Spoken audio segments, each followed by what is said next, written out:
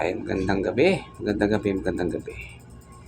Ayon sa bagong naman na tungkol sa West Philippine Sea, lahat na lang inangkin ni China. Ngayon naman ang Palawan, inaangkin nila na 1300 years ago daw. Nandyan sila. Sila daw unang nakadiscover ng Palawan. Ay talaga naman. Ang gagaling talaga ng mga kaibigan natin Chinese. Mahusay. Mahusay talaga sila. Halatadong na talagang gusto nilang angkinin ng lahat. Magmula sa 9 dash line nila hanggang natagdagan pa naging 10 dash line na.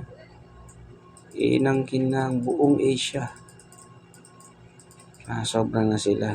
Kawawa naman ng mga maliliit na bansa. Palibasa, napakalakas na ng kanilang sandatahan ngayon. Kinakawawa lang nila yung mga maliliit na bansa gaya natin. Tayo lang naman, kalma lang dahil di tayo pwedeng palag lang. Nasa tamang bagasakwan para bang duntong hininga na lang dahil alam mong sa bagay sa ginagawa ng ating mahal na Pangulong BBM na hindi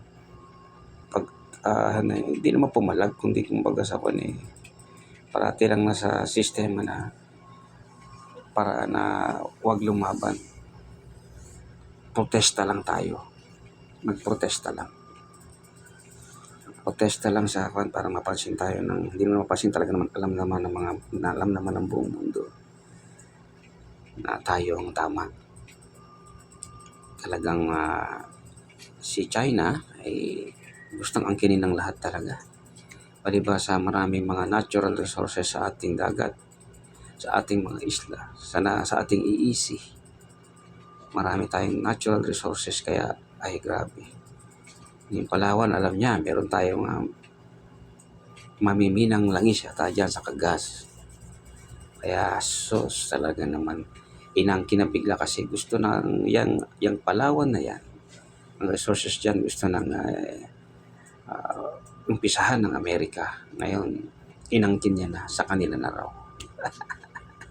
Patawa talaga ang China. Sana naman, mahal na presidente, Mr. President Xi Jinping, wag naman ganyan. Huwag kayong umangkin ng hindi sa inyo. Amin naman talaga yan. Alam nyo yan. Sana naman daanin natin sa magandang sistema. Yung alam mong sayo lang. Okay? Bye-bye.